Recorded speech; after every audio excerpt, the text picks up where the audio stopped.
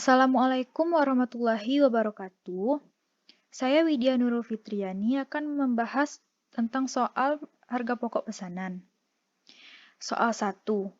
PT Semarang Digital Printing menghitung harga pokok produknya dengan menggunakan metode harga pokok pesanan dan membebankan biaya overhead pabrik berdasarkan jam kerja langsung. Selisih biaya overhead pabrik dibebankan secara langsung ke akun harga pokok penjualan setiap akhir bulan. Pada 1 April, kartu harga pokok pesanan menunjukkan informasi berikut ini. Pesanan 201 bahan baku langsung sebesar 3.500.000. Tenaga kerja langsung sebesar 2.700.000. Overhead dibebankan sebesar 2.160.000. Total 8.360.000 dengan status pesanan selesai. Pesanan 202 bahan baku langsung sebesar 2 juta.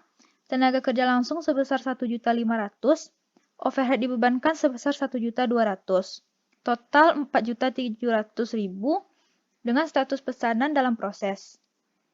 Pesanan 203 bahan baku langsung sebesar 1.500.000, tenaga kerja langsung sebesar 1 juta, overhead dibebankan sebesar 800.000 dengan total 3.300.000, status pesanan dalam proses. Pesanan 204 bahan baku langsung sebesar 2 juta, tenaga kerja langsung sebesar 1.200.000, overhead dibebankan sebesar 960.000, total 4.160.000 dengan status pesanan dalam proses. Pada 30 April, persediaan barang jadi hanya terdiri atas pesanan 204 dan 207 dengan total biaya yang dirinci dalam tabel berikut. Pesanan 204 bahan baku langsung sebesar 2.900.000, tenaga kerja langsung sebesar 2.200.000, overhead dibebankan sebesar 1.760.000, total biaya 6.860.000. Pesanan 207 bahan baku langsung sebesar 2.400.000, tenaga kerja langsung sebesar 1.900.000, overhead dibebankan sebesar 1.520.000, total biaya 5.820.000.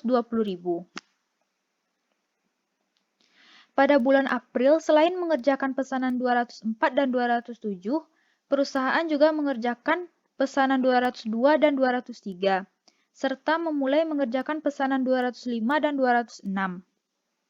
Ikhtisar bahan baku langsung yang digunakan dan jumlah jam kerja langsung untuk pesanan 202, 203, 205, dan 206 selama bulan April dirinci dalam tabel berikut.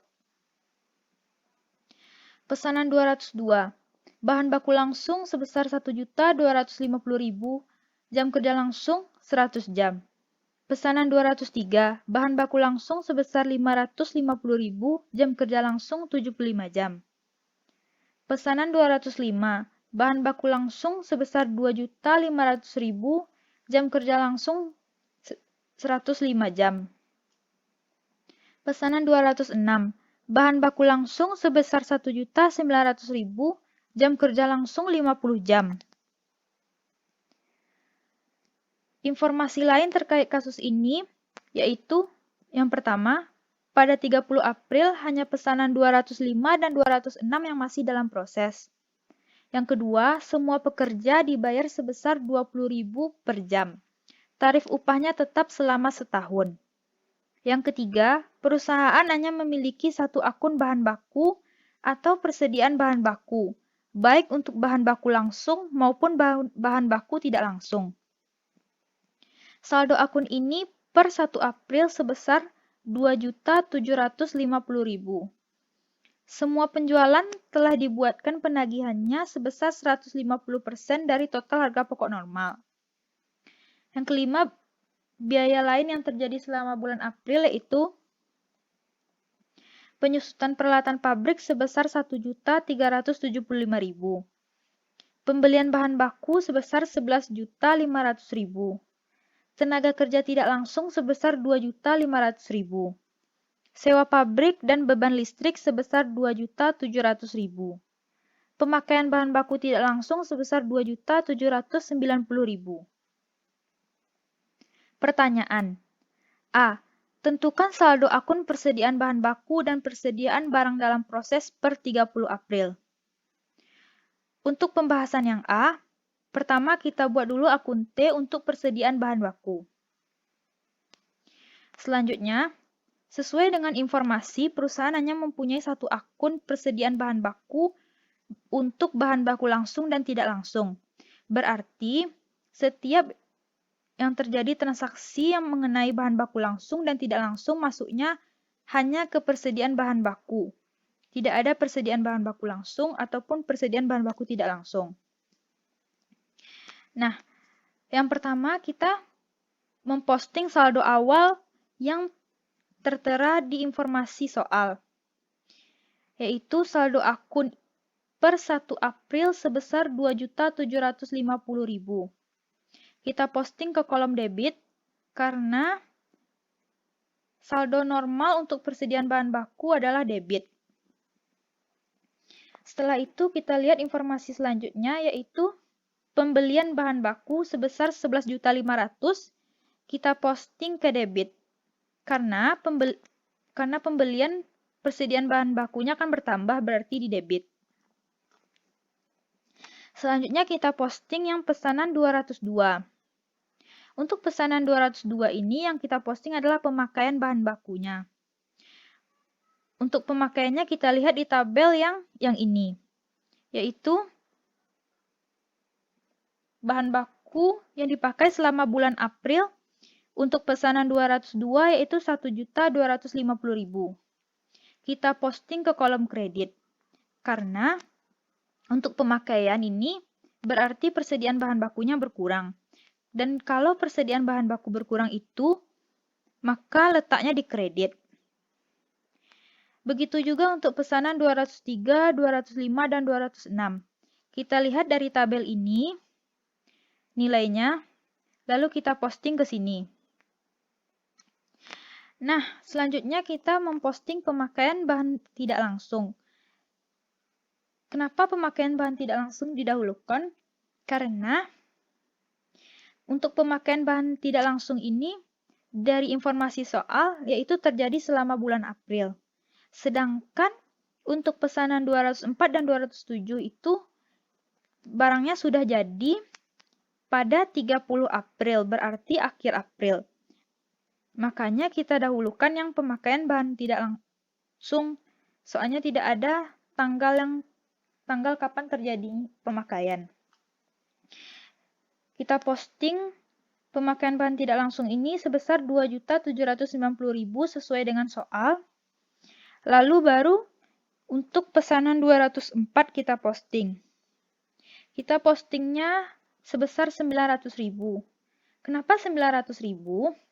Karena pada kartu harga pokok pesanan tanggal 1 April terdapat bahan baku langsungnya 2 juta. Sedangkan dia pada 30 April dia telah selesai dan bahan baku langsungnya tertera 2.900.000. Berarti yang 2 juta ini saldo awal pada bulan April yaitu saldo akhir di bulan Maret. Berarti untuk pemakaian bulan April hanya 900 karena untuk 2 juta ini saldo yang di bulan Maret dan pada 30 April ternyata bahan baku yang dipakai 2.900.000 berarti 2.900.000 dikurang 2 juta dapatnya 900.000. Untuk pesanan 207 langsung kita ambil yang di sini 2.400.000 karena dia tidak ada pada kartu harga pokok pesanan pada tanggal 1 April. Langsung kita posting yang itu. Setelah kita posting semuanya, kita jumlah dan mendapatkan saldo akhir sebesar Rp1.960.000 untuk saldo persediaan bahan baku per 30 April ini. Nah, untuk selanjutnya kita buat akun T persediaan dalam proses. Untuk persediaan dalam proses ini kita posting dulu saldo awalnya seperti yang telah dijelaskan tadi, Untuk kartu harga pokok pesanan pada 1 April ini berarti saldo yang di bulan Maret. Artinya itu saldo awal di bulan April. Kita posting semua persediaan dalam prosesnya.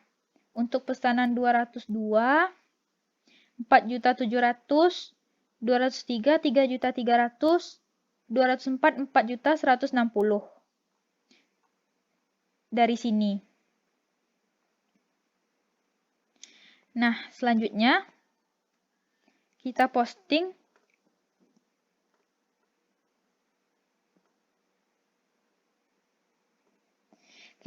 pemakaian pesanan 202. Pemakaian bahan baku langsungnya yaitu sebesar 1.250.000. Nih yang tadi, berkurang di persediaan bahan baku, bertambah di persediaan dalam proses. Untuk pesanan 202, 203, 205, 206, yaitu ini. Sama. Nah, selanjutnya kita posting yang tenaga kerja langsungnya. Tenaga kerja langsungnya ini dari mana? Dari tabel yang ini, masing-masing jamnya dikalikan dengan tarif bayarnya 20.000 per jam. Sesuai dengan informasi soal yang ini keterangannya. Berarti 100 dikali 20.000 dapatnya 2 juta. Dan untuk 203, 75 dikali 20.000 dapatnya 1.500.000. Untuk yang 205, 105 dikali 20.000 dapatnya 2.100.000. Untuk pesanan 206, 50 dikali 20.000 dapatnya 1 juta. Nah, selanjutnya yang kita posting yaitu pemakaian pada pesanan 204. Untuk 204 ini kita melakukan perhitungan dahulu, yaitu biaya bahan baku langsungnya sesuai dengan yang tadi. Kan pada tanggal 30 April, ternyata total biaya yang dipakai bahan baku langsungnya 2.900.000. Pada 1 April di kartu harga pokok pesanannya bahan baku langsungnya 2 juta. Berarti pemakaian yang terjadi pada bulan April itu yaitu 2.900.000 dikurang 2 juta, hasilnya 900.000. Selanjutnya biaya tenaga kerja langsung. Untuk biaya tenaga kerja langsung, sama seperti bahan baku langsung ini, yaitu pada 30 April, ternyata yang dipakai 2.200.000. Di kartu harga pokok pada 1 April, 1.200.000, berarti 2.200.000 dikurang 1.200.000 sama dengan 1 juta. Untuk overhead-nya, seperti itu juga, 1.760.000 pada akhir April, pada awal April 960 dikurang, maka hasilnya 800.000. Nah, kita jumlahkan ini 900.000 ditambah 1 juta, ditambah 800.000 dapatnya 2.700.000. Nah, yang 2.700.000 ini kita posting ke akun persediaan dalam proses. Untuk pesanan 207, kita posting jumlah total biaya yang pada tanggal 30 April ini. Sebesar 5.820.000. Nah, selanjutnya kita lihat informasi yang ini. Pada 30 April hanya pesanan 205 dan 206 yang masih dalam proses. Berarti pesanan selain 205 dan 206 yaitu 202, 203, 204, dan 207 itu telah selesai dikerjakan, yaitu barang jadi. Berarti pesanan 202 ini kita kreditkan kembali yang sudah kita debit tadi. 4.700.000 kita kreditkan. 1.250.000 kita kreditkan. 2 juta juga kita kreditkan karena dia sudah selesai dikerjakan. Berarti yang diproses nggak ada lagi untuk pesanan 202 ini. Dan untuk pesanan 203, 204, 207 begitu juga. Yang udah kita debitkan tadi, kita kreditkan kembali agar nanti akun persediaan dalam prosesnya bernilai 0. Jadi yang tinggal itu hanya pesanan 205 dan 206. Kita jumlahkan dan menghasilkan saldo akhir sebesar Rp7.500.000. Ini saldonya. Ini saldo akhirnya pesanan 205 dan 206. Jumlahkan bahan baku langsung dan tenaga kerja langsungnya. Setelah dijumlah, kita jumlahkan 205 sama 206 itu. Dapat 7.500.000. Sama-sama ini. Nah, selanjutnya untuk akun T pada persediaan barang jadi. Nah, untuk persediaan barang jadi, kita posting yang pertama kali yaitu pesanan 201. 201 pada 1 April dia sudah selesai. Nih, berarti jumlah yang ini 8.360 kita posting ke persediaan barang jadi. Nah, 202 kayak gitu juga. Kita posting yang ini ke sini. 1.250 sama 2 juta. Tabel yang ini. 100.000 dikali ini dapatnya nanti 2 juta. Nah, begitu juga untuk pesanan 203, 204, 207. Nah, kan tadi katanya, kata informasi soal, hanya pesan 205 dan 206 yang masih dalam proses. Berarti yang lainnya sudah jadi. Namun,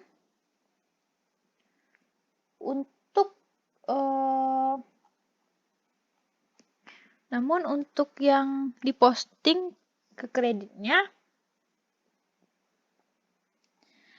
hanya 201, 202, 203.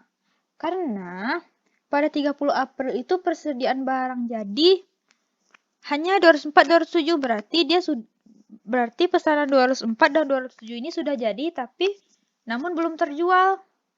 Berarti yang sudah terjual itu berarti 201, 202, 203. Maka pesanan 201, 202, 203 ini kita kreditkan karena dia sudah terjual. Nah, sama angkanya kita kreditkan. Berarti nanti yang tinggal sesuai dengan informasi soal yaitu pesanan 204 dan 207. Yaitu kita jumlahkan dapat Rp12.680.000. Ini saldo akhir pesanan yang telah jadi. Telah jadi namun belum dijual yaitu 204 dan 207. 6.860 ditambah 5.820. Dapatnya Rp12.680.000. Nah, selesai untuk yang A. Yang B, pertanyaannya, buatlah semua ayat jurnal yang diperlukan selama bulan April. Berarti yang B ini diminta membuat jurnal. Kita buat jurnal yang terjadi dalam transaksi. Yang pertama, jurnal untuk mencatat pembelian bahan baku. Kan tadi katanya di informasi soal dia ada membeli bahan baku sebesar 11.500.000. Berarti akunnya Persediaan bahan baku di debit, kas di kredit. Kenapa kas? Karena dia tidak diketahui, tidak dibilang apa dia bayar kredit, berarti kita anggap aja dia membelinya tunai. Jadi kas di kredit. Persediaan bahan bakunya di debit sebesar 11.500.000. Yang kedua, jurnal untuk mencatat pemakaian bahan baku langsung. Nah, untuk pemakaian bahan baku berarti yang dikredit persediaan bahan baku yang ini. Pemakaian bahan baku yang ini. Kita catat ke sini. Persediaan dalam prosesnya di debit. Persediaan bahan bakunya di kredit. Kenapa? Karena kalau pemakaian itu berarti bahan bakunya berkurang. Berarti kalau persediaan bahan baku berkurang di kredit. Kita catat sesuai dengan yang sudah kita posting. Kita jumlahin, dapat harganya segini. Yang ketiga, jurnal untuk mencatat pemakaian bahan baku tidak langsung. Nah, bahan baku tidak langsung tadi ada di informasi soal. Katanya pemakaian bahan baku tidak langsung sebesar 2.790.000. Sama juga sama bahan baku langsung pemakaian. Berarti kalau pemakaian itu berkurang di kredit. Dan karena hanya satu akun yaitu persediaan bahan baku, berarti yang di kredit itu persediaan bahan baku. Dan yang di debit itu overhead yang sebenarnya. Sebesar 2.790.000. Yang keempat, jurnal untuk mencatat pemakaian tenaga kerja langsung yang dibebankan ke produk. Nah, kita lihat yang ini tadi. Yang tenaga kerja langsung yang dipakai. Angkanya sebesar ini, pesanan 202, 2 juta, 203, 1.500.000, 205, 2.100.000, 206, 1 juta. Kita catat di sini. 204 sama 207 udah. Kalau 204 1 jutanya dari sini. Kalau 207 sesuai dengan yang di tabel. Nih 1.900.000. Kita catat semuanya dan kita kreditkan beban gaji dan upah. Karena dia tenaga kerja langsung. Berarti itu membayar gaji.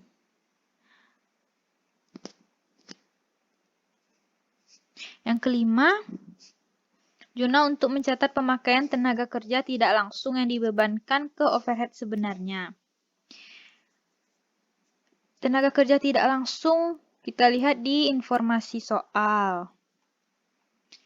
Nih, tenaga kerja tidak langsung sebesar 2.500.000. Tenaga kerja langsung itu termasuk ke overhead. Kita catat overhead sebenarnya di debit 2.500.000, beban gaji dan upah 2.500.000 di kredit. Yang keenam, jurnal untuk mencatat biaya pabrik lainnya yang dibebankan ke OH sebenarnya. Biaya pabrik lainnya itu apa aja? Kita lihat di informasi soal yang ini juga. Yang ini. Penyusutan peralatan pabrik, sama satu lagi sewa pabrik dan beban listrik. Angkanya sesuai yang ini.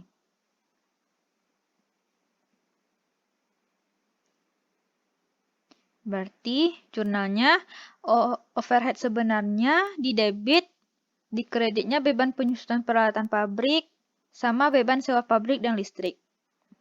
Kita jumlahin, kita taruh angkanya di sini. Nah, untuk yang ketujuh, jurnal untuk mencatat OH yang dibebankan ke produk. OH yang dibebankan ke produk yaitu persediaan 204 sama 207. Kita lihat di tabel.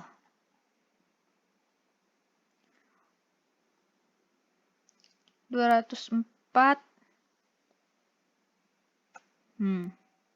Ini.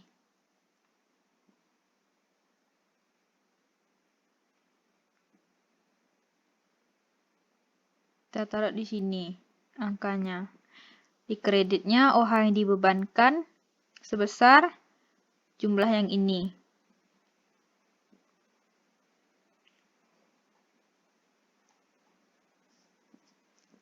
Ini untuk 204 yang 800.000. Yang di sini. Nah, yang ke-8, jurnal untuk mencatat penyelesaian barang jadi. Barang jadi dioper ke gudang. Berarti barang yang sudah selesai dikerjakan, kita catat jurnalnya. Yaitu persediaan barang jadi 202, 203, 204, 207. Karena dari informasi yang belum selesai itu hanya 205 dan 206. Berarti persediaan barang jadinya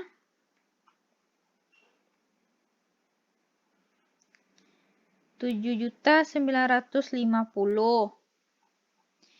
Dimana dapatnya kita jumlahin ini. 4.700.000 ditambah 1.250.000 ditambah 2 juta. Begitu juga dengan 203. 3.300.000 ditambah 500.000 ditambah 1.500.000. 204, 4.160.000 ditambah 2.700.000. 207, 5.820.000. Nih, sama kan? Persediaan barang jadinya di debit dan di kredit persediaan dalam proses. Kenapa persediaan dalam proses? Karena yang diproses itu nggak ada lagi, dia udah jadi, udah selesai. Jadi di saldo persediaan dalam proses untuk pesanan 202, 203, 204, 207 ini 0. Nih perhitungannya untuk mendapatkan nilai yang segini. Yang ke-9, jurnal untuk mencatat penjualan barang jadi. Kita lakukan dulu perhitungan. Barang jadi yang udah dijual itu 201, 202, dan 203. Karena barang jadi 204 sama 207 itu masih tersedia, berarti yang dijual itu cuma 3 ini. Kita jumlahkan harga pokoknya, dapat 21.660.000. Katanya di informasi soal tadi penjualan sebesar 150% dari total harga pokok normal. Berarti setelah kita jumlahkan harga pokoknya, kita cari berapa harga jualnya. Berarti 150% dikali total yang ini 21.660.000, dapatnya 32.490.000. Berarti harga jualnya 32.490.000. Jurnalnya kas di debit, penjualan di kredit. Kenapa penjualan di kredit? Karena kalau penjualan itu bertambah berarti di kredit. Kalau kas bertambah di debit. Sebesar harga jual. Nah, karena kita menggunakan pencatatannya perpetual yang ada harga pokok, kita catat juga harga pokoknya.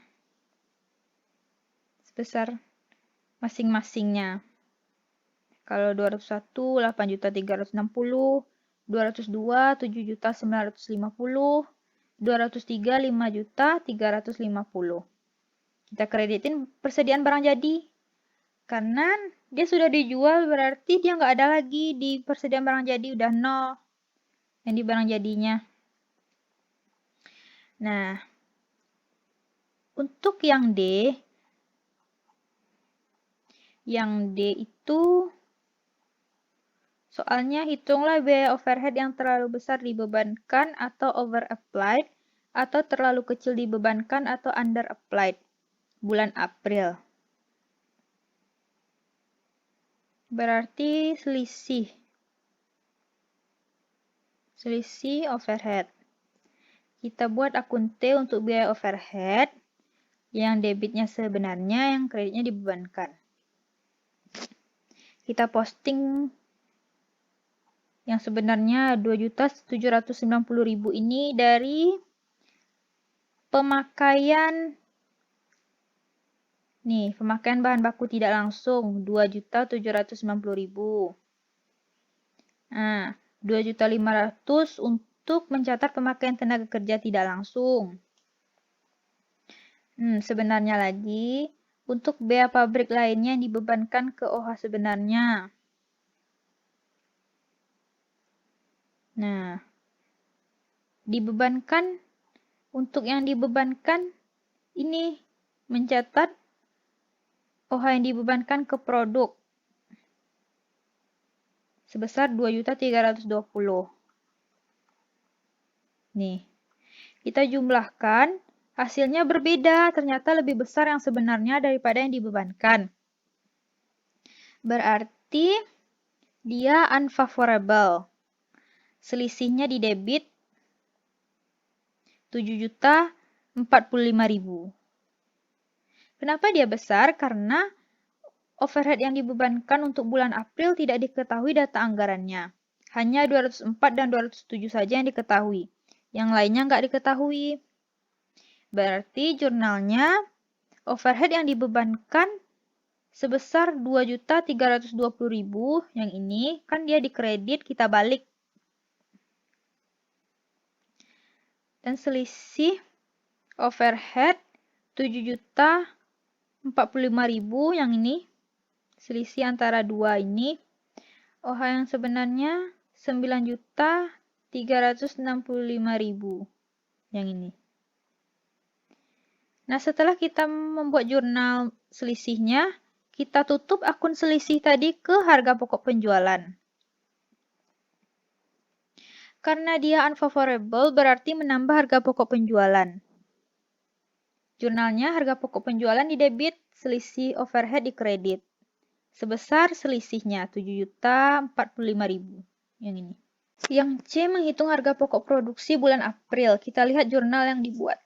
Yang pertama bahan baku langsung yang digunakan. Kita lihat tadi jurnal pemakaian bahan baku. Nih 9.500.000.